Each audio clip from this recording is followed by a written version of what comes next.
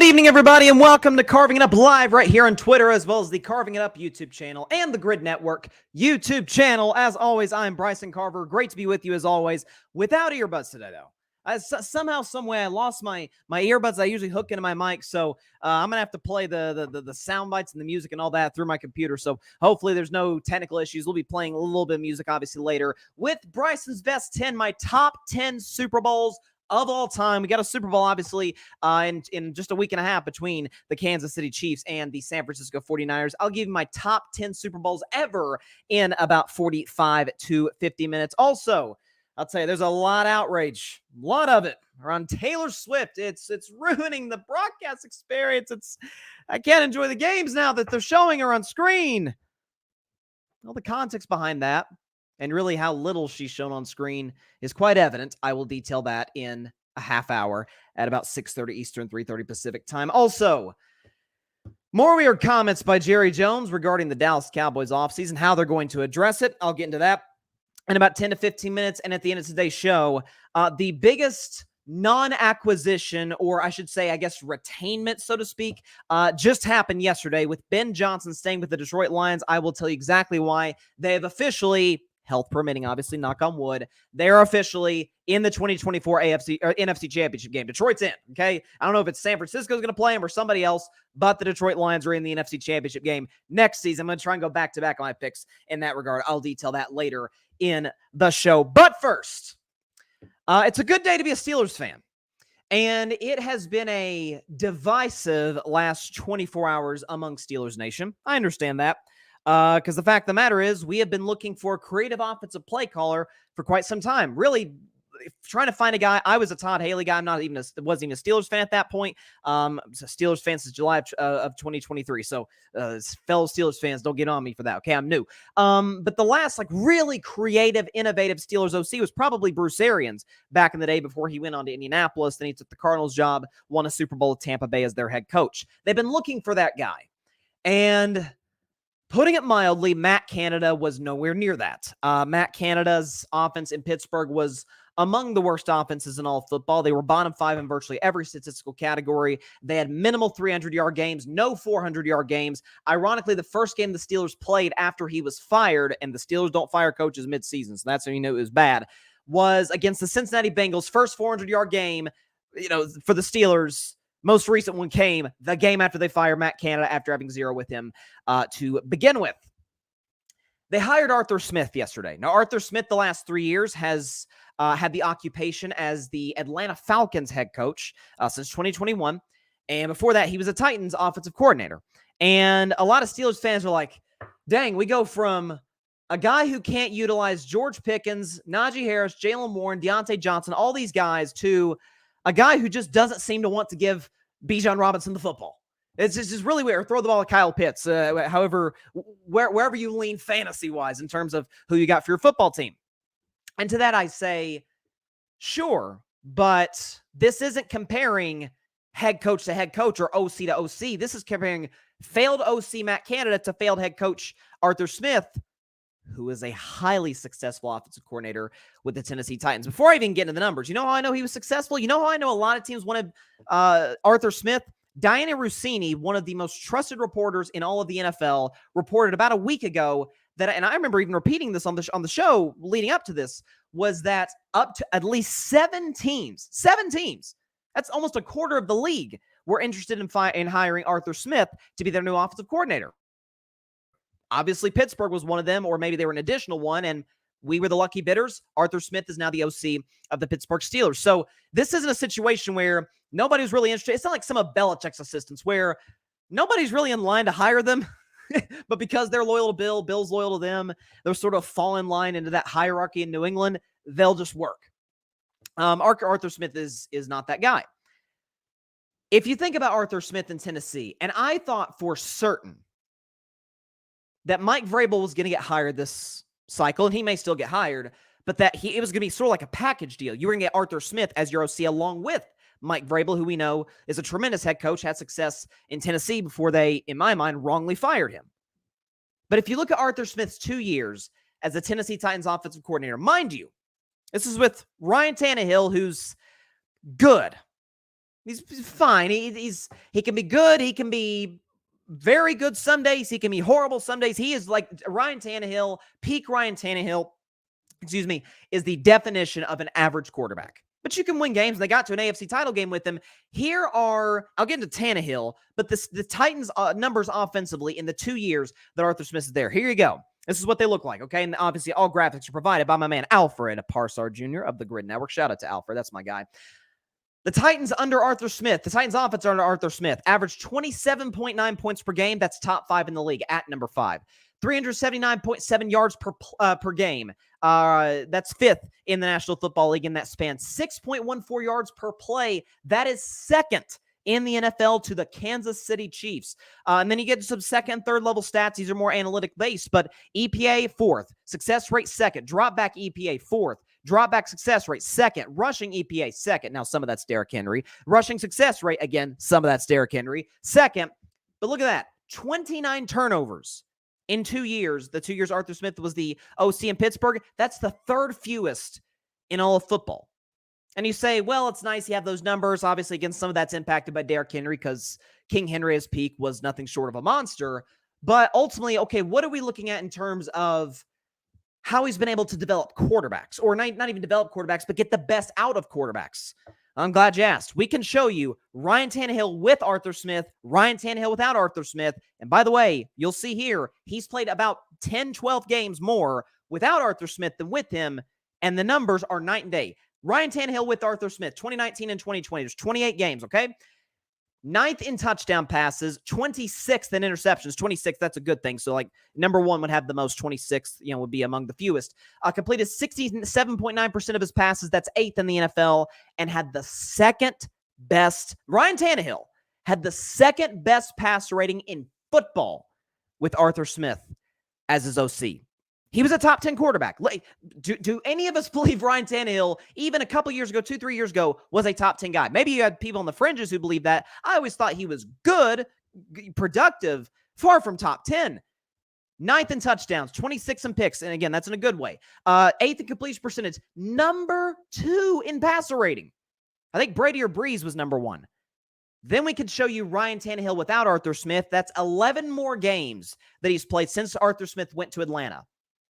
He went from, we can check the numbers here, he went from 9th in touchdown passes to 25th in touchdown passes in that span. He went from 26th in picks, so like bottom 10 in the league, to 14th in interceptions, tied for 14th. He went from a completion percentage of about 68%, which was 8th in the league, to 65.5%, which is 18th in the league. And he went from a passer rating that was 2nd at 112 to the high 80s. 26th. He was literally a different quarterback without Arthur Smith. Now, some Steelers fans would say, well, that's good news for Kenny Pickett. Well, it might be if the Steelers decide to roll with him as the full-time guy. I don't believe they should. I think we have too much quarterback talent in this upcoming draft to roll the ball out a third year with Kenny Pickett. I mean, we've seen the limitations there, and I like Kenny. I think he's a productive, low-end starter, high-end backup type guy, and some of his lack of success was due to Matt Canada. But I saw Mason Rudolph come in and drop 30 over Cincinnati, another 30-point game over Seattle, and for what it's worth, kept it competitive against a Bills team that America loved. Kenny Pickett couldn't do that. This is why I said, coming into this offseason, I said this is the most important offseason of Mike Tomlin's career. When it was announced that he was going to stay, he's going to be retained as a Steelers head coach, I was like, okay, great. Now, how do we, because Mike Tomlin, for my criticism of him in terms of his inability to adjust to the modern NFL, I've always acknowledged, my gosh, the guy is no losing seasons. I don't put as much stock in that stat as others do, but it's still highly impressive, and he's a brilliant defensive coach. But in today's NFL, when you do have a great defensive coach, see Houston with DeMeco Ryans, you need to get a great quarterback talent and a brilliant, hopefully young OC. I was shocked to know Arthur Smith is just now in his 40s, so he's still a young guy. He's about 41 years of age, going on 42. So step 1, check. We could show you one more time. We'll show you the numbers. Arthur Smith with Tennessee. 5th in points per game, 5th in yards per game, 2nd in yards per play, 4th in EPA, 2nd in success rate, 4th in dropback EPA, 2nd in dropback success rate, 2nd in rushing EPA, 2nd in rushing success rate, and the 3rd fewest turnovers in football under Arthur Smith as the OC in Tennessee. So obviously he knows what he's doing from a play calling perspective. Check. Step 1. Done. Now go draft a quarterback. That's the next step for Pittsburgh. So first one, like the hire. Matter of fact, I really like the hire. Now you go draft a guy like a Michael Penix Jr., who you guys know my feeling on him. I love him. I think he's Jared Goff with a better arm. Or Bo Nix. Maybe even if Jaden Daniels were to fall that far. I actually think Jaden Daniels is going to go pretty high up in the draft. I think he's going to blow people away at the combine. Potentially could be a higher draft pick than what Pittsburgh is at 21st. You draft Bo Nix or you draft Michael Penix Jr. or whatever highly touted young quarterback is available. Because I'm sorry, in an AFC that is once again showed itself to be the best conference of the league. Why? Because they have the best quarterbacks in the league. Mahomes, when healthy, Burrow, Lamar Jackson, Josh Allen. I mean, you need great quarterback play. The fact that the Steelers have gotten to the playoffs, this year with quarterbacks of the last name of Pickett, Trubisky, and Rudolph is a testament, with bad play calling, by the way, is a testament to Mike Tomlin's ability to coach, have guys ready to play, somehow get you into the playoffs. But it's not going to get you further than that. And again, Mike Tomlin, as I often quote him, the standard is the standard. You're going to need to address the most important position. Otherwise, I mean, let's be honest. Pittsburgh's not sniffing Super Bowls, or maybe that first one potentially. They're darn sure not getting that second Super Bowl without Big Ben. They're not getting to a third Super Bowl in which they lost the Packers without Big Ben. You need great quarterback play now more than ever. I mean, Justin Herbert's awesome. The Chargers won 5 games. That's how stacked the AFC is. Now, there was horrible coaching. I get that, and Herbert got hurt, but point remaining. I mean, the NFC, and I like Jared Goff. You can get to an NFC title game and potentially win it with Jared Goff at quarterback. You can get to the second round with Jordan Love, who had no previous or very little previous playoff experience. I'm sorry, Packer Nation. Sorry, Cheeseheads. Jordan Love's not getting to the divisional round in the AFC. It's a different ball game, different quarterbacks. When you're in a division, I know everybody's crap on him today, but Lamar Jackson is still good at football. You have him in your division. You have Burrow in your division. Cleveland's a mess. They always screw up the quarterback position. You don't really have to worry about them. But you're not trying to be Cleveland. You're trying to be the team that has more Super Bowls than anybody except for New England, who you're tied with 6. You got Arthur Smith. Great. Now go draft a quarterback. That's the next step for the Pittsburgh Steelers. Don't draft a linebacker or a defensive back. You already got enough of those. Go draft the most important player in professional sports. And that is you hope, a star franchise quarterback. Pittsburgh's had their history of those. Bradshaw, Roethlisberger. They know great quarterbacks in Pittsburgh. It's time to go get the next one. Got some comments. Grady. Okay, coming out swinging. Any thoughts on the WWE Vince McMahon story isn't getting more traction in the sports world? Some of that, Grady, is the fact that WWE is not technically a sport. It is certainly an entertainment product, but given the fact that McMahon is very, to my knowledge, I don't follow WWE that much. To my knowledge, he's not that much involved with the company anymore. Listen, am I shocked by the story? No, given his history. But I don't think it's... Listen, WWE just closed the deal with Netflix, so I don't think it'll impact them that much. Okay, Barry says, I'll be covering it Friday, Grady. Okay, and Barry follows wrestling much more than I do, so there you go. Appreciate that, Barry. Grady, I hope my Patriots go get Tannehill and draft a guy. I'd want him as a vet quarterback to teach for a year. Sure. No, that's... Ryan Tannehill sort of entered that stage of his career where he's a bridge guy. Like, he's a guy who can come in, you could start him first half of the season, all of that season. We all anticipate New England's going to take a quarterback, so we'll see. But listen, Pittsburgh has to trade up. Maybe one of these guys falls to them. Who knows? But Kenny Pickett's not going to cut it. And Russell Wilson dang sure ain't cutting it. I'd be fine with the Justin Fields. I could live with it. But was Chicago the problem in terms... I'm not going to hold necessarily the wins against Justin Fields, but I mean, he had some pretty good players around him. Okay, he had Kmet. He had DJ Moore. Good offensive line, good play caller. Fields. So will it be better in Pittsburgh? Sure, because Pittsburgh's got some weapons. But I don't feel like you can get to that level that Pittsburgh is accustomed to being at with Justin Fields. Kirk Cousins, Yeah, we can make the playoffs with Kirk. If we can make the playoffs with Mason Rudolph, we can darn sure make it with Kirk Cousins. But again, is that the standards that we're aiming for? Go get a guy. By the way, if he doesn't pan out, Pittsburgh would never do this because this isn't really within their DNA. But if he doesn't pan out, okay, fine. Pull an Arizona Cardinals and go draft Kyler Murray. They drafted Josh Rosen in 2018. Josh Rosen was awful. Okay, we messed up that pick. Let's go take Kyler Murray. It worked pretty well for him. And until Kyler played well at the end of the season, they were going to do it again and draft Caleb Williams, but they won some games at the end of the year that would hurt their draft position. But there you go. Yeah, see, Grady's just messing with me now. This Grady is, y'all know Grady's a good dude, but Grady's a troll at heart, okay? He says, can I interest you in Mac Jones for your first-round pick? As a Steelers fan, Bryson, yeah, like my first-round pick in like 2094, sure. At that point, yes, we can have a Mac Jones. Can he sweep the floors? Is he good at that? Can he sweep the floors in the locker room? That could work. You got a position for him there. No shots at the people who sweep floors in Pittsburgh. God bless them. But there you go. Okay.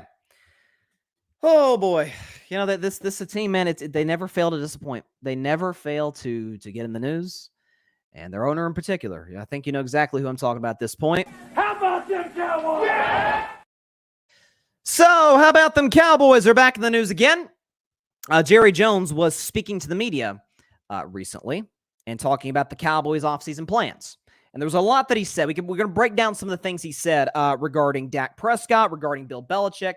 But Jerry Jones, the owner / general manager of the Dallas Cowboys, and obviously that's worked out horribly. He was talking. Let's talk about the Dak thing first. Let's talk about what he said about Dak first. So he was talking about, how they're going to address Dak's contract. This is the last year of Dak's contract this upcoming year. He can be a free agent in 2025. And Dak, as I've talked about in the past, Dak and his agent Todd France, God bless him, man, because they worked Jerry Jones. He got all the money he wanted. Guaranteed money was I think it was like 120 mil, something like that. So guaranteed money, great. He got the no tag clause, so the Cowboys can't tag him, which I think every player should have that in their contract. The tag sucks. I wish they'd get eliminated in the next CBA. So no tag clause, no trade clause. So if Dallas wants to trade him to Carolina, Dak could say, nope, I'm going to veto that, and they can't do it. So Dak's in the catbird seat, so to speak. He's in a good spot. Jerry was talking about the Dak's contract, though, and how the Cowboys will address Dak Prescott's contract. We can pull this up. What he was talking about. Do we have it? We have the Dak Prescott quote. I think we do. Okay, this is from the. Hang on, I lost it for a second. Let me pull this up, folks. Live podcasting. It was in my notes. For some reason I lost it. Okay, so it's from Jerry Jones talking about Dak Prescott. He said, quote, Dak has done nothing to change my mind of any promise for the future. I think I said previously we go as far as Dak takes us in the playoffs. Remember that? We'll go as far as Dak takes us. And that's how far we went. Okay? So my point is that doesn't change a thing. We'll go as far as Dak takes us. End quote. Okay. And before that, by the way, Jerry Jones referred to, we'd love to pay Dak. And then he says, we'll go as far as he takes us. And you see how far we went, which was obviously a blowout loss to Green Bay in the first round. And then saying, we'd love to bring him back. He's talking in circles. I mean, it's bad. So listen, I will repeat a message today that I've repeated for like 2 or 3 years on this show, is that Dak Prescott, or Tad Prescott, I think Tad Prescott may watch this show when I see some of his tweets. Dak, Tad, whoever's watching, the Prescott family, okay, anybody who's with Dak or is involved with Dak, if you're watching this show, hear me loud, hear me clear. Tell my mans to get out of Dallas, okay? Tell my man to request a trade out of Dallas. Because, and by the way, CeeDee Lamb's agent, hey, you can tell him the same thing, okay? You tell Jerry the same thing. Micah Parsons is a different matter. We can discuss him later. But those two in particular who literally dragged what was an untalented, average, kind of old in some areas, kind of young in others, Cowboys offense, it was number 4 and it was number 88 that even got them to this point. Dak in particular, of course. I mean, you see CeeDee Lamb's numbers with Dak, without Dak, they're night and day. It's once again Jerry Jones talking in circles. And Jerry Jones would also say regarding the Cowboys' approach to this offseason. Now, this was interesting. He talked about how they want to go all in on the offseason. We can pull up that quote. He said, talk about, trying to renew guys' contracts and bring dudes back. Jerry Jones said, do we have this? Okay. It's from NFL.com right here. It's from NFL.com. Michael Baca, I hope I'm saying his name correctly. He said, quote, so my point is, I look at that and I thought we made a pretty good move 4 years ago when we hired Mike McCarthy, and he's had some great in-season success. Now, he's come up short 3 times and advanced us in the playoffs, but I like that fact that he's hanging around the rim, and I like what the team has done to hang around the rim. So I think what the answer I would have is that I'm aware we're hanging on to the rim. We're not going to get the ball in, but when you hang around the rim, let's not discount hanging around the rim where we are right now with the players we've got, and I'm thinking about it from the whole look. And he said, I would anticipate with looking ahead at our key contracts that we'd like to address, we will be all in. I would anticipate we will be all in at the end of this year. Okay, very repetitive, a lot to unpack there. You got to read carefully what Jerry Jones is saying. Because he said time and time again throughout the years, like this offseason, we're going to improve the team, this. He says we're going to go all in. But read carefully between the lines. I would anticipate with looking at ahead at our key contracts that we'd like to address, we will be all in. With looking ahead at our key contracts we'd like to address. So Jerry is saying that with the guys that are up for a deal, Dak, CD, Parsons, they're all getting paid. Now, by the way, you should pay Dak. You should pay CD Lamb. You should pay Micah Parsons, although these days, with him consistently. I mean, Micah Parsons pulls an Aaron Rodgers at the end of seasons. He's getting chippy with the media. He plays poorly in the playoffs. He kind of disappears toward the end of the regular season, but everybody claims he's the next coming of an all-time great player at his position. Maybe I should start calling him Micah Rodgers or something, or Aaron Parsons. Who knows? Micah Rodgers might sound better. That's who he is. But nonetheless, he's top 5 in pressures virtually every single season of his career. He's among the league leaders in sacks every single year. You don't just let a player like Micah Parsons walk. You darn sure don't let a player to the caliber of CeeDee Lamb or Dak Prescott walk. You prefer to extend them. But he also talked about, this to me was the best one. Jerry Jones referring to Bill Belichick. Now, mind you, Bill Belichick was fired, or they mutually agreed to part ways, we'll put it that way, just a few days before the Cowboys' playoff loss to Green Bay. So before the Cowboys' playoff game, Belichick was on the market. Jerry Jones decided to retain McCarthy. However, when asked about Bill Belichick, Jory Epstein of Yahoo Sports, shout out to her, this is the quote we got from Jerry about Belichick. Quote, I know him personally and I like him. There's no doubt in my mind that we could work together. None. End quote. Then why didn't you bring him in? That's what I'm, and it's why I floated the theory. I think it's entirely possible that maybe Jerry Jones, when the season was over, did reach out in the days following the Cowboys' loss to Green Bay. Maybe he did reach out to a Bill Belichick who could say, hey, would you consider it? They would never work together because Bill Belichick would never even consider taking the Dallas Cowboys job for the same reasons that he didn't reportedly get the Atlanta job. Remember that I read last week on Friday when Raheem Morris got the Falcons job? That a big reason they didn't give the job to Belichick was because he wanted to be the GM, because he's been that in New England for all these years. And they said, well, you butcher the draft and we'll have to fire our current GM who's done a good job in the draft. No, bye, see ya. We're going to hire Raheem Morris, who's going to focus on the coaching. You're telling me that if the Falcons didn't do it, and they're not close to the brand that Dallas is, that Jerry Jones all of a sudden, after subscribing to the same losing formula, mindset, and culture for the last 28, now going on 29 years, that he's all of a sudden going to suspend that and give, not just hire Belichick, but give him essentially more power than he has in terms of personnel. You're telling me Jerry's going to do that? It's why I pushed back for years. Sean Payton to Dallas, Sean Payton to Dallas. It's never going to happen. It was never going to happen. I don't care that he had ties to Dallas. He was never the head coach in Dallas. The closest thing we saw to Jimmy Johnson for the Cowboys in terms of roster control was Bill Parcells, and that fizzled out when Jerry wanted Terrell Owens. This recording has been sourced, reported multiple times by respectable journalists that Jerry wanted T.O. and Parcells did not. We saw what happened because T.O. ended up being a Cowboy and having some successful years there. Parcells was out and has never coached again, essentially. So Belichick and Jerry is a match made in football hell. That's why he retained McCarthy. Because, by the way, Belichick's not the only attractive coach in the market. So is Pete Carroll, Vrabel for a time, Jim Harbaugh, Ben Johnson more on Ben Johnson at the end of the show, who turned down Washington and Seattle. He was on the market. Mike McDonald was on the market.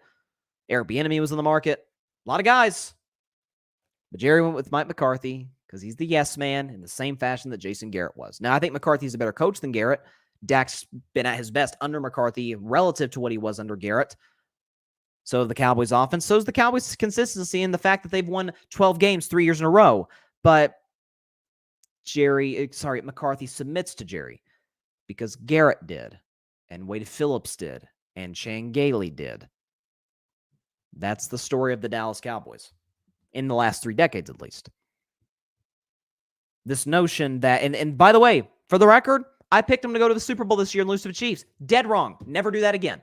Don't care who their quarterback is. I don't care if you put the 4th greatest quarterback ever, potentially about to be the 3rd best quarterback ever, Patrick Mahomes, on the Cowboys. They're probably not advancing past the divisional round. Maybe they get to a conference championship game. Maybe. But the losing culture, the inability, and I hear all the time too. About how, Jerry, you say what you want about him. He's distracting. He does all these press appearances and all this, all that. Say what you want. Jerry Jones knows how to put together a roster. That man knows how to draft. Does he? Have you seen the Cowboys' last couple drafts? Last year was a disaster. I'll get into that in just a moment. But 2022 draft. They took Tyler Smith, who's been good. But beyond that, for Dallas, how has it looked? Sam Williams, bust. Jalen Tolbert, not terribly productive given where they drafted him. Jake Ferguson, good. Not much more than that. Matt Wielecko from North Dakota. I don't even know if he's with the team anymore. Deron Bland, sure, but I think we overreacted to the pick 6 record. He's a number 2, probably more of a number 3 corner. Damone Clark, no. John Ridgeway, no. Devin Harper, that's who the Cowboys took in the 2022 draft. And in 2023, one could argue, I certainly would, that it was even worse. They took a kid in the first round by the name of Mozzie Smith. I remember the reaction of the Grid Network when we did our draft show vividly about 9 months ago when we did a draft show, and the Cowboys fans in the building were absolutely heartbroken about the Mozzie Smith pick. Here's who else Dallas took. Here's who else they took. Luke Schoonmaker, whose most notable play this season was a play in which he came inches away from scoring against Philadelphia. That was it. That was it. You have other guys that the Cowboys drafted, such as, if we have this down here, DeMarvion Overshown. I'll pull the Kendrick Perkins there, who got hurt, unfortunately, this season. But by and large, I mean, you continue to look at the list. It's a lot of guys who weren't terribly productive. Fahoko, Asim Richards, Eric Scott Jr., Deuce Vaughn, who didn't get any play time, Jalen Brooks. He hasn't really hit on any of these. It kind of reminds you to a certain degree of the end of Al Davis's tenure in Vegas, or at the time Oakland, where the owner has too much power, doesn't draft very well anymore, kind of hires yes-man coaches. Now, the Cowboys have compared to the Raiders then, toward the end of Al Davis's life. The Cowboys are an exceptionally better football team. There's no question about that, with better players and coaches.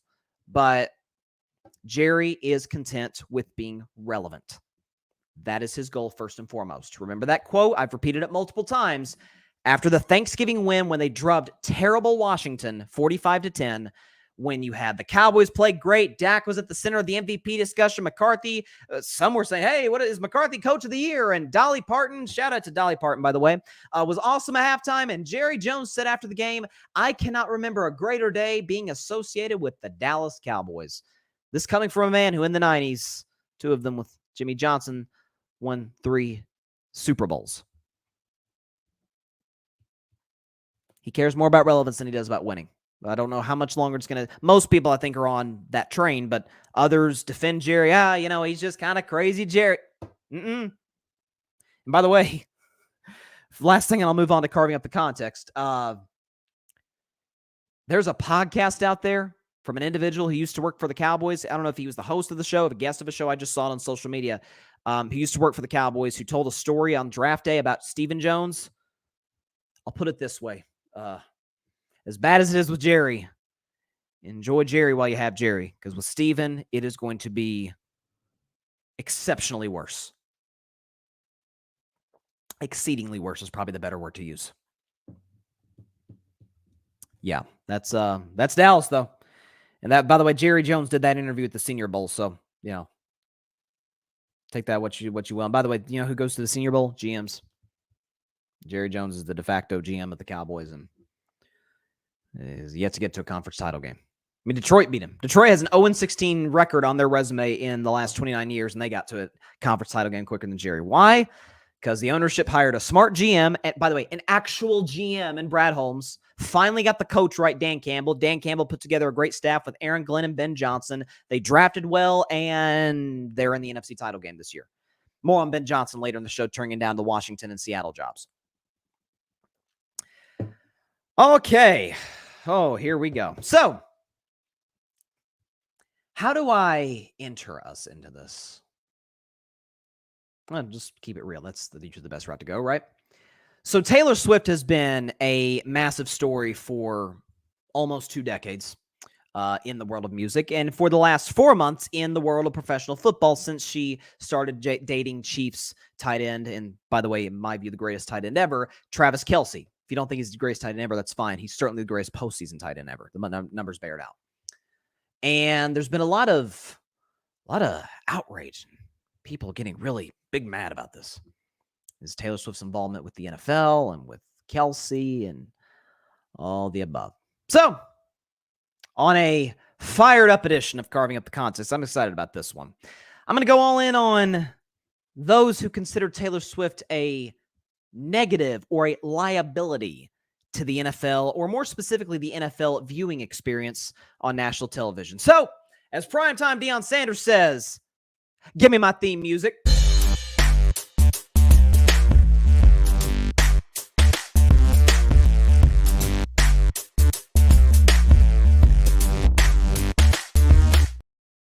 On this week's edition of Carving Up the Context, we are going to be talking Taylor Swift live on Carving It Up. And Taylor Swift is one of the most famous human beings in the world. I would go so far as to say that currently she's probably the most famous woman on planet Earth.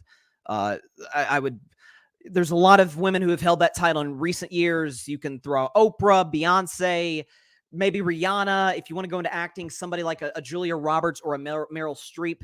A lot of superstars that are popular worldwide here in the United States.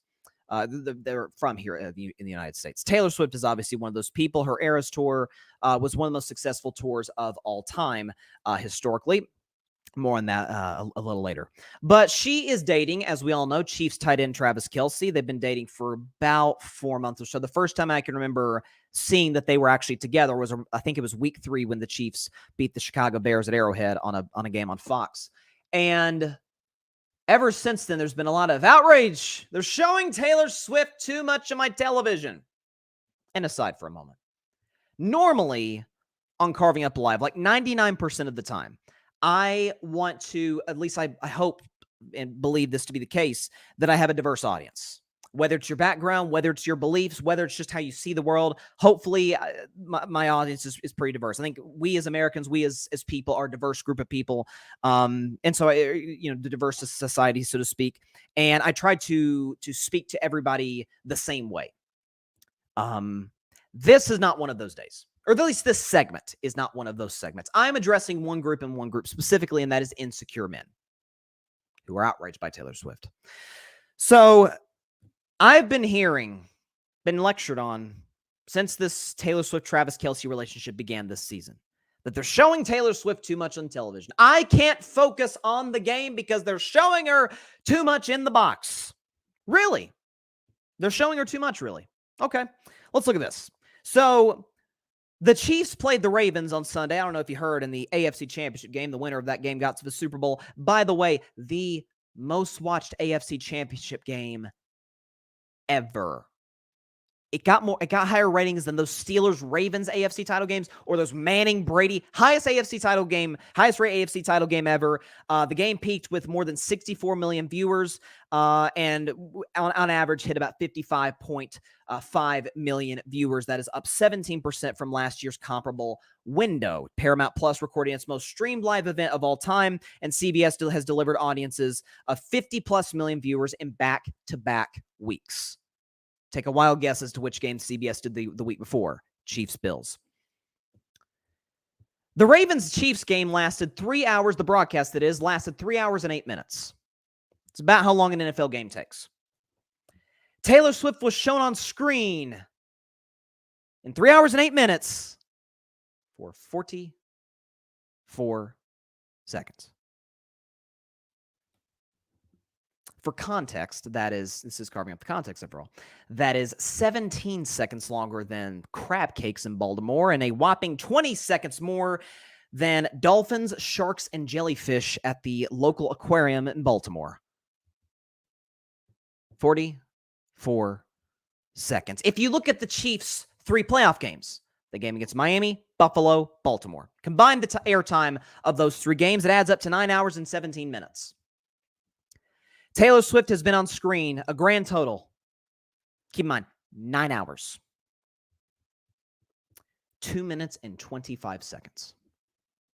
If you want to do the math on that, that means she's shown on screen 0.4% of the broadcasts. The other 99.6, I should say the 99.94 or 6, 99.946. You get your football. I get my football. As has always been the case. People are acting as if that all of a sudden we are like missing out on plays. Like they're showing Taylor's live reaction to the play as it's happening, and we just missed a Mahomes to Kelce 30-yard bomb. Or we just missed Josh Allen fling a dart to Stephon Diggs. Or we just missed Lamar Jackson complete a pass to himself for about a 15, 20-yard gain. We missed that because they were showing Taylor Swift mid-play. That's what Twitter would like you to believe. That's what some on social media, some as in insecure men, because women really aren't bothered by this. Matter of fact, women are more in tune to the NFL than they've ever been. I saw this today. This is the highest rated season, the highest female viewership in the history of the National Football League since they started tracking that in the year 2000. Something else, too, that's worth noting. By the reaction on social media, you would think that Taylor Swift is the first celebrity fan, or in her case, she's obviously romantically involved with one of the players, but still, she's obviously now a fan of the Chiefs. She's rooting for the Chiefs to win. And you would think that she's the only celebrity fan out there. That's funny. Matthew McConaughey, Texas. Eminem, Detroit Lions fan. I think about Jack Nicholson with the Lakers sitting courtside. I think about Drake sitting courtside and going so far at one point in the Eastern Conference Finals in 2019 to literally give his head coach, Nick Nurse, a shoulder massage. I'm old enough to remember Spike Lee getting interviewed courtside during the game. For the record, got no issue with that. That's Spike bleeping Lee. He's one of the greatest directors in Hollywood. Massive Knicks fan. I want to know what he thinks about it. I want to know what he thinks about how the Knicks are playing or their season or what they need to do to win a championship or something. I want to know what Spike Lee thinks. Because it's like 2 worlds intersect. The celebrity world, the sports world, they intertwine with that. Lil Wayne, massive Packers fan. One game this season, I think it was the game when they beat Kansas City, ironically. Lil Wayne led the team out onto the field as if he were a player, which again, I got no problem with that. That's Lil Wayne. He's one of the greatest rappers ever. led the team out in the field. Spike Lee getting interviewed courtside by a reporter from a national TV network during the game. We're hearing Spike Lee commentary as it's happening. By the way, Toronto locally's done that with Drake in the past. Taylor Swift just up in the box with Miss Kelsey, with Jason Kelsey, whoever she's with. Sometimes her parents have been there. Enjoying her boyfriend, playing football at the highest level. Oftentimes the individuals who are bothered by this, again, I want to emphasize insecure men. Usually the people that are bothered by her the most, they don't like her because she's everything they're not. Friendly, kind, happy, good-looking, in a good relationship, successful. She's everything that they're not. And by the way, from the personal side, I don't think there's that many celebrities in any walk of life. Politics, acting, entertainment, sports. I think sports has more great role models than all of those other avenues, my personal opinion. But look at all those. Not that many better role models than Taylor Swift.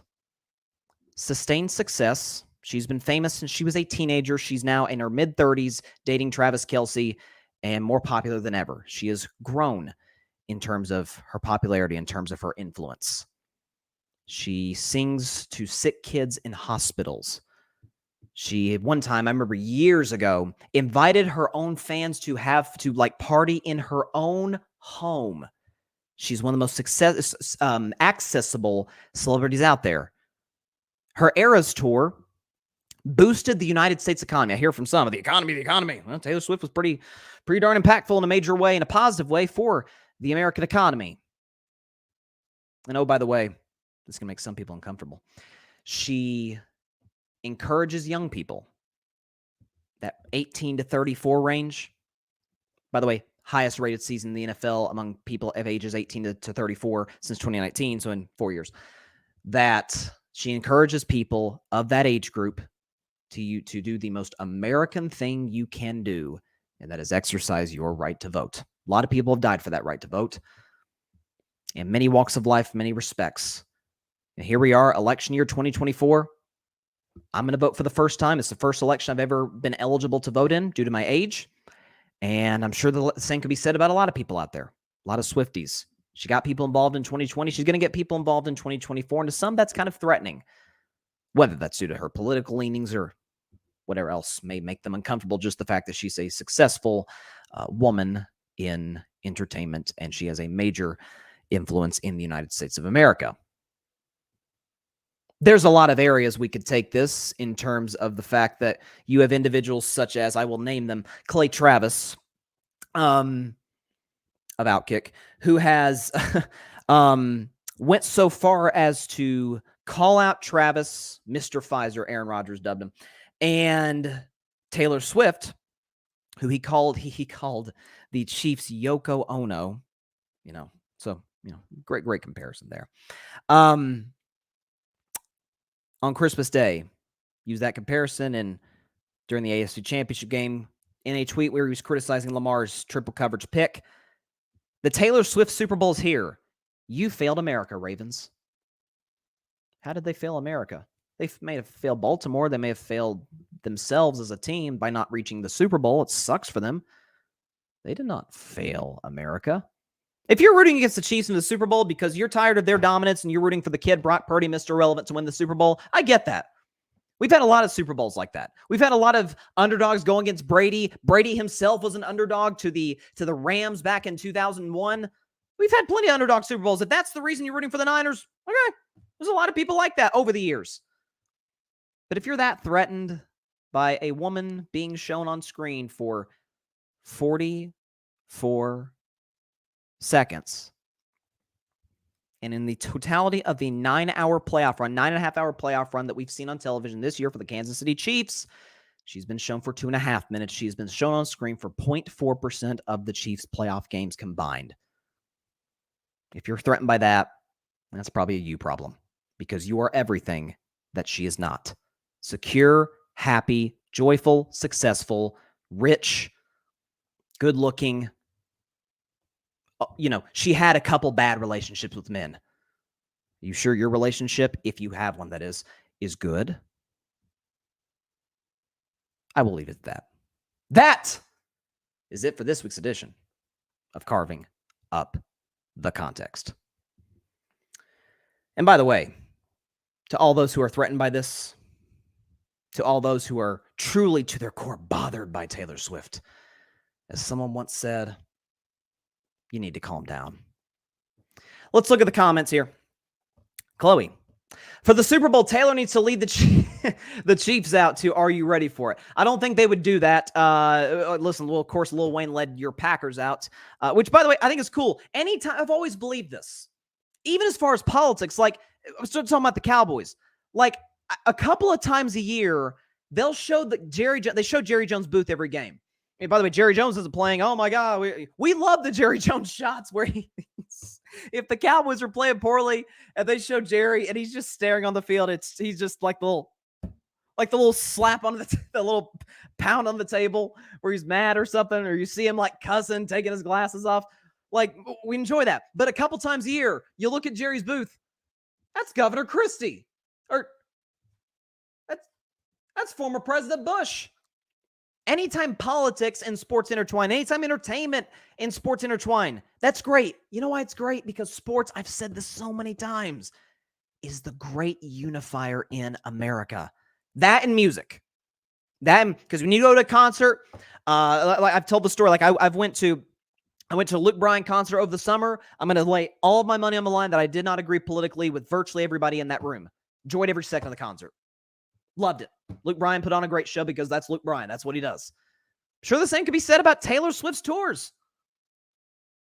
I mean, there were liberals in there. There were conservatives in there. There were independents like myself in there. Libertarian, doesn't matter. It unites people. And by the way, let's be honest about this as well.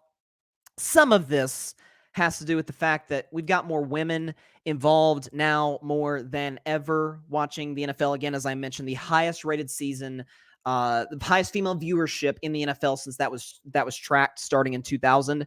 Highest female viewership ever. You got young girls watching the NFL. I can't tell you the number of stories I've heard from dads, secure men, who have said that, hey, now my girls are watching football. Now on Sundays, when the Chiefs are playing, they want to come in and they're going to see Taylor. But they're like, and they want to see Travis as well. But they're like, hey, this is kind of interesting. More fans. Great. That's more people involved. More people watching the biggest games of the season. Yay, that's a good thing. It's unbelievable. By the way, someone just pointed out to me just now. Then we'll move on to Bryson's best 10. Doesn't it seem like the same people that are outraged at Taylor are the same people who I've, let's be honest, owned for 8 years that have talked about boycotting the NFL? And the ratings have never been higher. Anyways, Taylor Swift, you rock. And by the way, I'm not even somebody who listens to Taylor Swift's music. Like Shake It Off. I love Shake It Off. I love Shake It Off. And that song comes to the radio. Trouble, that's one of my favorite songs. But it's like a couple, 2, 3, 4 songs. Love those. And then, some of her other music is just not for me. It doesn't necessarily fit my taste. But I don't have to go on Twitter or Instagram and say, I can't stand Taylor Swift. She sucks. She's this, she's that. Insecure people do, though. And listen, if supporting Taylor Swift as a human being and supporting her right to go watch her boyfriend play a football game, if that makes me a Swiftie, then gosh darn it, I'm a Swiftie. And by the way, Swifties, you're welcome here on Carving It Up Live. You are more than welcome here. Moving on to Bryson's best 10. I had to get that off my chest. Like I said, Carving Up the Context, Bryson's best 10. Those are both on Wednesdays. And Super Bowl's in a week and a half. And I've heard people, too, complain about the Super Bowl. Oh, my God, it's Goliath versus Goliath. Those often make the best games. We've had underdogs come back and beat teams. You'll see that on this list. But by and large, it's usually big dog versus big dog. Which dog's the bigger dog? Which dog can bark the loudest, right? And we've got a great game lined up on Sunday. But the greatest games, we often look at those and we're like, okay, can it live up to that moment? Like CBS, when they, do the Super Bowl, they're gonna show the Chiefs and the Niners, and they're gonna show great moments from Chiefs in previous Super Bowls and great moments from Niners, and then they're just gonna do like a compilation of the best plays in Super Bowl history. The David Tyree catch, Lynn Swan's catch in the 70s, Joe Montana's throw to John Taylor in the Super Bowl, Malcolm Butler's pick at the 1, Brady's comeback against like they're gonna show all these plays in this montage. And so those are the plays we remember for the rest of our lives watching the NFL. So I thought it'd be appropriate for Bryson's Best 10 this week to talk about my top 10 teams. Sorry, not top 10 teams. I'm so used to saying that. My top 10 Super Bowls of all time. So let's get the background music going right now. Let's go. Here we go. Bryson's Best 10. Actually, hang on just a second. Let's cut that for a minute. Let's a little DJ stop here. For some reason, my graphics are not on here. My graphics are not, so let me pull these up real quick. I sincerely apologize to the audience. I got so fired up on Taylor. These darn graphics weren't quite ready to rock and roll. So there we go. Let's get the graphics up on here, and then we will talk some Super Bowl, greatest Super Bowls of all time. Do we have them lined up? Here we go. All right, now let's redo that. Bryce's Best 10 great Super Bowls of all time. Here we go. We will start with the 10th greatest Super Bowl of all time, Super Bowl 47 between the Baltimore Ravens, who beat the San Francisco 49ers 34-31 on February 3rd, 2013. The Super Bowl 47 is the 10th greatest Super Bowl of all time, and here is why. So, for the record, this was actually the first Super Bowl I ever watched in my life. It's the first Super Bowl I ever predicted. Ravens, 49ers. It's a wonder I didn't become a fan of one of those teams. I almost became a Niners fan this past summer, but I opted to go with the Ravens' biggest rival, the Pittsburgh Steelers. But this looked to be kind of a dud through the first 2.5 quarters. Because you have Baltimore blowing out San Francisco. At one point, Jacoby Jones caught a touchdown to end the half. Then to start the second half, had the longest kick return in not Super Bowl history, NFL history, 109 yards to the house to put the Ravens up 28-6. And likely due to the great Beyonce's halftime performance, boom, the lights go out in New Orleans for about a half hour. Well, when the lights come back on, so do the 49ers. They storm back, pull to within 5. A pass by Colin Kaepernick to Michael Crabtree goes incomplete on 4th and goal from inside the 10-yard line. Could have been a pass interference. May have not have been. It's a debatable call. And there was a safety there at the end that didn't mean anything. So the Ravens were able to pull out this game. Ray Lewis went out a champion. Joe Flacco completed his January Joe resume, so to speak. His playoff numbers are off the charts. He's the Madison Bumgarner of the NFL. Joe Flacco won Super Bowl MVP, and the Ravens won their second Super Bowl title. Super Bowl 47 is the 10th greatest Super Bowl of all time. The 9th greatest Super Bowl of all time, Super Bowl 23 on January 22nd, 1989.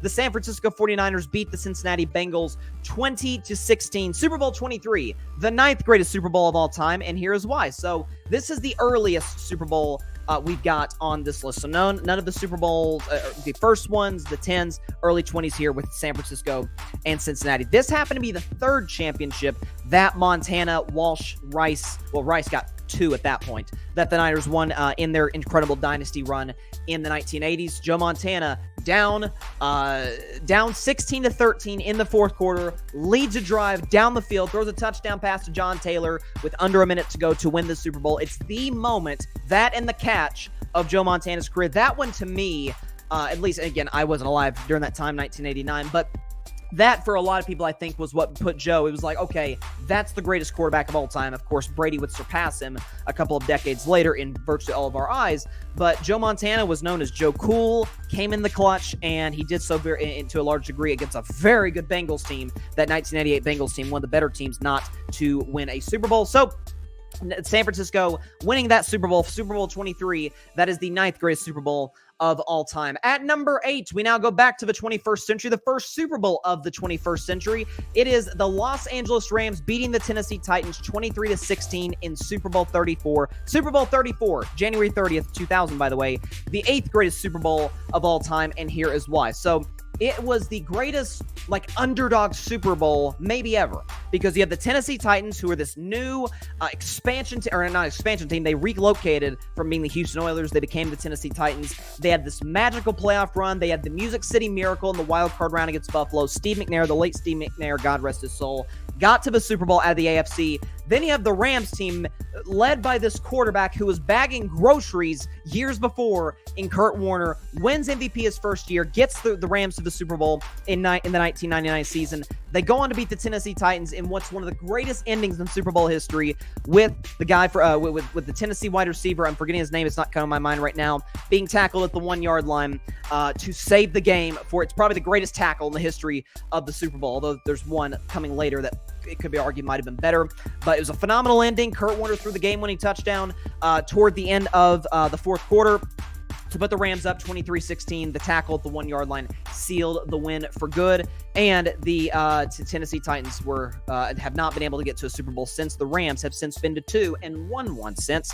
The Rams beating the Titans. Super Bowl 34, the 8th greatest Super Bowl of all time. If we can load number 7, that would be great. Looks like we're having some trouble technical-wise getting number 7 on there. So do we have it right here? Okay. At number 7, the 7th greatest Super Bowl of all time. Let's pull it up right here.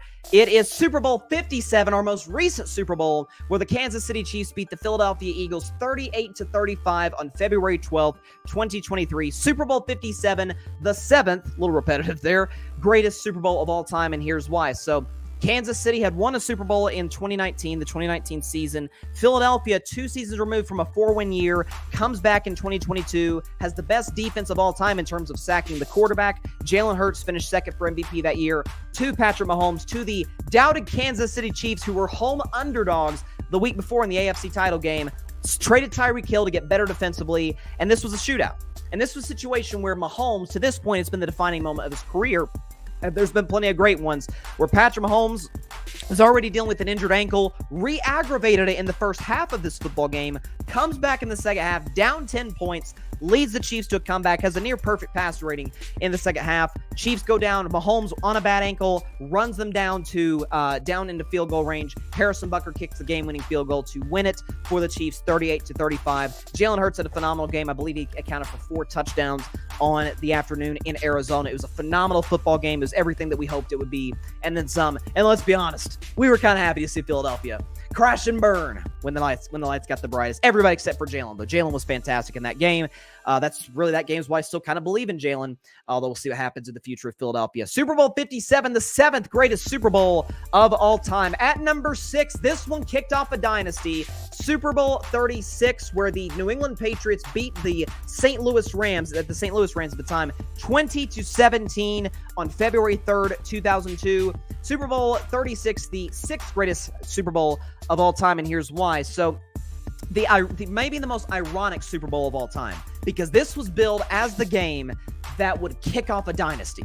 Because the Rams, as detailed earlier, had just won Super Bowl 34 over Tennessee, came back 2 years later. Kurt Warner won league MVP, the greatest show on turf. Marshall Faulk and obviously Kurt Warner leading the ship, and Torrey Holt, Isaac Bruce, all these dudes on offense. One of the greatest offenses we've ever seen in our lives. And the New England Patriots, Bill Belichick, probably his best defensive performance as a head coach, holds the Rams to 17 points in the Superdome in New Orleans. As it turns out, that game did kick off a dynasty. It just wasn't the Rams. It was the double-digit underdog New England Patriots, led by the 6th-round kid out of Michigan. Maybe you've heard of him. His name's Tom Brady, who played kind of average in that game. But when money was on the line, about a minute to go, leads the Patriots down the field. The greatest kicker ever, Adam Vinatieri, hits the walk-off, or certainly the clutchest kicker, Adam Vinatieri, hits the walk-off field goal to win it for New England. That would be their first of 6 Super Bowls in the 21st century. They were able to beat the Rams, who it took them a couple decades to get back to the Super Bowl, obviously with a very different cast of characters. Super Bowl 36 is the 6th greatest Super Bowl of all time. Do we have number 5 on the list? It does not appear that we have number 5 on the list. If we can pull this up super fly fast. Okay, we've got it right here. At number 5, the 5th greatest Super Bowl of all time is Super Bowl 52, where the Philadelphia Eagles beat the New England Patriots 41-33, high-scoring affair, on February 4th, 2018. Super Bowl 52, the 5th greatest Super Bowl of all time, and here is why. So, oftentimes great Super Bowls tend to have great moments, great plays that we look back and we remember it in like one line. Like if somebody tells you, Eagles fan or not, somebody says Philly special, you know exactly what they're talking about. Maybe the gutsiest call in Super Bowl history, where the Eagles, big underdogs, backup quarterback Nick Foles, taking on the defending champion New England Patriots. Tom Brady had won league MVP, his last league MVP, at age 40. and they're facing the Patriots. They're up 15-12 late in the first half. They got a 4th and goal from the 1-yard line. Not only does Doug Peterson decide to go for it, he says, here's what we're going to do. We're going to snap the football to our running back. He's going to toss it to our backup tight end, who's going to then throw it to our quarterback. And the play was executed to perfection in Minneapolis. It was really a catalyst of what got the Philadelphia Eagles over the top. Nick Foles ended up leading a game-winning drive in the 4th quarter with throwing a touchdown pass to Zach Ertz. It was the greatest effort from a quarterback I've ever seen in a Super Bowl loss. Tom Brady throwing for over 500 yards, 3 touchdowns, had 1 costly turnover at the end on the strip sack by Brandon Graham, recovered by a Tennessee guy, go Vols, Derek Barnett. And the Philadelphia Eagles, and what was I was a Cowboys fan at the time, one of the most miserable Super Bowls I've ever watched. The Eagles were able to pull out of that game 41-33 and win the franchise's first ever title. Super Bowl 52, the 5th greatest Super Bowl of all time. At number 4, it is the New York Giants beating the New England Patriots in the first go-around, Super Bowl 42, 17-14 on February 3rd, 2008. Super Bowl 42, the 4th greatest Super Bowl of all time, and here's why. Man, the storylines were rich with this one. You had for the New England Patriots a team attempting to be the first ever to go 19-0, 16-0 the regular season, won their 2 playoff games with one of the greatest offenses we've ever seen. MVP of the league, Tom Brady, who broke the record at the time for most touchdown passes in a season. Randy Moss, who broke the record in 2007 for most touchdown catches in a single season. It was one of the most unstoppable offenses with a great defense that we've ever seen in the history of the NFL. They go 18-0. They're massive favorites in this game against the New York Giants. And one of the great stories in Super Bowl history was when I believe it was Plaxico Burress who talked about, he predicted obviously the Giants to win, wide receiver for the Giants. Predicted the Giants to win the football game. I think he said something like the Patriots would score 17, 20 points, something like that. Tom Brady was asked about it during that week, and he famously said, we're only going to score, it was either 17 or 20. We're only going to score 17 or 20, whatever Plaxico Burress suggested. As it turns out, Tommy actually got less than that. He only got 14 points, and a touchdown pass from Brady to Moss put the Patriots up late in the game, 14-10 with 2 minutes and change to go. And Michael Strahan, who that ended up being the final game of a great Hall of Fame career, followed by obviously another great Hall of Fame career in television. But Michael Strahan tells the Giants offense on the sideline before they come out for their last drive, Giants win 17-14. Believe it, and it will happen. And sure enough, Eli Manning leads the Giants. And that play highlighted by maybe the greatest catch in Super Bowl history, the helmet catch by David Tyree over Rodney Harrison on 3rd and long, by the way, where Eli Manning breaks out of a sack. Looks like it's going to be 4th and a mile. He just throws up a prayer in the air. Here comes David Tyree. Basically, it's like the football's glued onto his helmet, pins it against his head. Couple plays later, Eli Manning throws the game-winning touchdown to Plaxico Burress to win the Super Bowl for the Giants. It was their 3rd title in franchise history, and they ended the Patriots' hopes of a perfect season. Super Bowl 42, the 4th greatest Super Bowl of all time. At number 3, undeniably, nobody would argue this, the greatest comeback in Super Bowl history, Super Bowl 51, where the New England Patriots beat the Atlanta Falcons 34-28, February 5th, 2017. Super Bowl 51, the 3rd greatest Super Bowl of all time, and here is why. So, I mean, it's self-explanatory at this point, right? If you didn't watch the game, I'm sorry to hear that. New England, 14-2 during the regular season. Tom Brady, 4-game suspension, one of the worst biggest sham 4-game suspensions I've seen in my life for Deflategate. Here comes Atlanta. Kind of an underdog story, right? Young defense, young coach Dan Quinn. Matt Ryan wins MVP. It's a lot of great storylines in Houston, Texas, and the Falcons jumped all over the New England Patriots. They at one point had a pick 6 toward the end of the first half on Tom Brady. They're up 28-3 with about 2 minutes and change. As late as 2 minutes and change left in the 3rd quarter, the Patriots go down, get a touchdown to James White, 28-9. They go down, get a field goal by Steven Kostowski, 28-12. After a forced fumble by Dante Hightower, they get a touchdown and a 2-point conversion. The touchdown was caught by Danny Amendola, 28-20. After a series of penalties knocked the Falcons out of field goal range their next drive, Brady leads the Patriots on a long drive to tie the game. James White punches in the touchdown, and I think Amendola got the 2-point conversion, 28-28, and the Patriots won the coin toss. At that point, even Falcons knew what was going to happen. Boom, boom, boom, boom. James White scores a touchdown at the end of the game to win it for New England in what was the greatest comeback in Super Bowl history. To that point, the record for comebacks was 10 points in the Super Bowl. Brady and the Patriots more than doubled it to 25 points. They did so all in about a 17-minute stretch to tie the game and obviously won it in overtime. It's the crowning achievement of Tom Brady's career. It's what cemented him as the greatest quarterback of all time, gave him his 5th Super Bowl title. The tandem between him and Belichick got number 5 as well. One of the craziest sequences I've ever seen. I woke up the next day. I'll never forget. I didn't think I'd just seen what I just saw, but it was the greatest comeback in Super Bowl history. Super Bowl 51, the 3rd greatest Super Bowl of all time. At number 2, it involves my team. I just wasn't a fan of them at this particular juncture in time. The Pittsburgh Steelers beating the Arizona Cardinals 27-23 in Super Bowl 43, February 1st, 2009. Super Bowl 43, the 2nd greatest Super Bowl of all time, and here is why. So, man, this is a good one. Where you had 5-time champion Pittsburgh Steelers, no-time champion, no-time Super Bowl appearance team in the Arizona Cardinals, who historically have been kind of a national joke, but to bring in Kurt Warner, who ends up winning the starting job from Matt Leinart over the course of that season and previous seasons, leads the Cardinals to the Super Bowl. Larry Fitzgerald, one of the greatest receivers in the modern era, has a great postseason. Pittsburgh, great defense, has this great run, gets to the Super Bowl. The best play, there's a lot of great plays in this game. You could talk about the Fitzgerald long touchdown that put the Cardinals up with about 2-3 minutes to go. You can talk about the San Antonio Holmes game-winning touchdown catch, the greatest, as Nate Burleson would say it, toe-drag swag in Super Bowl history in the back corner of the end zone to win it for Pittsburgh. For my money, it's the James Harrison full length of the field, pick 6. End of the first half, Cardinals are driving, opportunity to go up on Pittsburgh. Kurt Warner throws a pick to defensive lineman, outside linebacker James Harrison, who's built like a truck, for crying out loud, literally to this day. You should watch his workout videos, are insanity. And James Harrison not only gets the pick, which takes 7 points away from Arizona, but returns it 99 yards to the house to give the Steelers another 7 points. Is really like one of the only 14-point plays in Super Bowl history to a certain degree. That's what catapulted the Steelers. Of course, you had the game-winning drive, Ben Roethlisberger to Santonio Holmes for the Steelers to win Super Bowl 43. Kurt Warner, that ended up being his final Super Bowl. He retired a couple of years after that. Larry Fitzgerald didn't get that many postseason opportunities after that. That's why you never know. When you get to the Super Bowl, you got to capitalize on your moment because you never know when or if you could get back. Super Bowl 43, the 2nd greatest Super Bowl of all time. That leaves at number 1, my favorite Super Bowl I've ever watched in my life. It has yet to be surpassed. Maybe Chiefs-Niners does it this year. We'll see.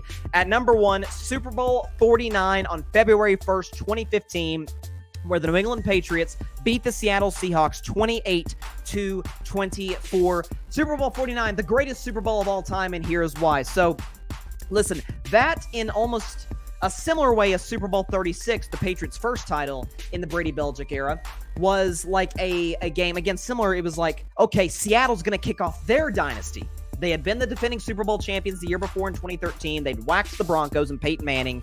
Here they come, Legion of Boom, beat up Legion of Boom, but still, Richard Sherman, Earl Thomas, Cam Chancellor, Bobby Wagner, all those dudes on that Seattle defense. Offensively, beast mode, Marshawn Lynch, Russell Wilson had a good season that year. Pete Carroll done a great job, as he often does. New England got into the Super Bowl. They had started off 2-2. There was the whole thing, hey, will the Patriots bench Tom Brady for Jimmy Garoppolo? Belichick snickered at that question, would go on to say in another press conference, we're on to Cincinnati, and the Patriots ended up going on to the Super Bowl. They trailed by double digits in the fourth quarter to Seattle, 24-14. Brady led a touchdown drive to cut it to 3. Touchdown pass to Julian Edelman. Led another drive, which ended up being the game-winning drive with 2 minutes and change to Julian Edelman. But that wasn't it. Seahawks go down the field. It's aided by one of the wildest catches you'll ever see by Jermaine Kearse, number 15 for Seattle. They run the ball with Marshawn Lynch down to the 1-yard line, and then maybe the most infamous play in Super Bowl history happens, the most shocking play, Patriots fan, Seahawks fan, or otherwise, in Super Bowl history. The Seahawks do not give the ball to beast mode at the 1 on 2nd and goal. Russell Wilson throws what was a good throw and a well-executed play by Seattle to Ricardo Lockett, the Seahawks receiver, and this kid, undrafted rookie free agent by the name of Malcolm Butler, steps in, picks off the pass. There's a story about how he learned that pass was coming that is worth your attention. I think it was in some Patriots documentary, Do Your Job, back in the day. Butler picks off the pass at the 1, The Patriots win the game. It ends up being Brady's fourth ring of his career, third Super Bowl MVP. It vanquishes any hope of a dynasty in Seattle. It actually continued the dynasty for the New England Patriots. That was one of the great moments in the history of sports, was the pick at the 1-yard line, depending on your point of view. Certainly if you're a Seahawks fan, you don't feel that way. But there you go. Super Bowl 49, the greatest Super Bowl of all time. There you go. Now, I don't have the graphic here, so I can just read off my notes. But we've had some great ones, man. And a lot of these have been 21st century games. A, because I just simply think the games were more entertaining. And B, because I don't really have that many highlights, or not even necessarily that. But some of these like lower scoring, like Super Bowl III, I know some would argue, Jets fans would say, hey, that's Joe Namath guaranteed the win over the at the time, the Baltimore Colts. I get that.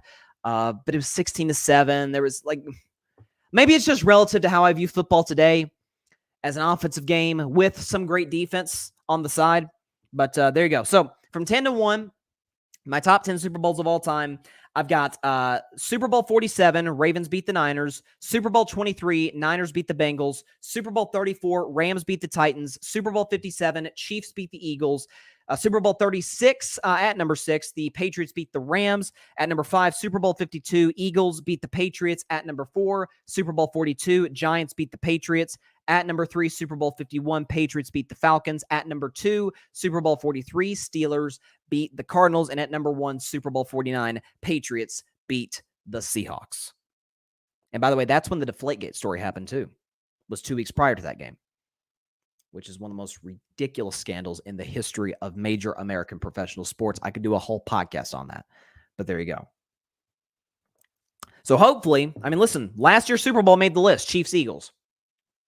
Hopefully get one like that. I considered Chiefs-Niners just because it did kick off a Kansas City dynasty, but I'm like, not to say it wasn't entertaining. It was very entertaining. It's the first Super Bowl I ever covered on Carving It Up back in 2020, but I don't know. There was some good, the other pretty good ones in there. So there you go. Bryson's best 10 Super Bowls of all time. Before we get out of here, we can already say what the greatest acquisition, or even maybe non-acquisition, I guess you could say, for an NFL team has been for their offseason. The offseason has officially started because we still have one more game left. But the Detroit Lions were notified through Ben Johnson contacting the Washington Commanders and the Seattle Seahawks that he would not be taking either job, which means he is coming back to be the offensive coordinator for the Detroit Lions in 2024. And I'm here to tell you right now, sitting here today on January 31st, 2024, that the Detroit Lions will be in the NFC title game in January of 2025. It's health permitting, knock on wood.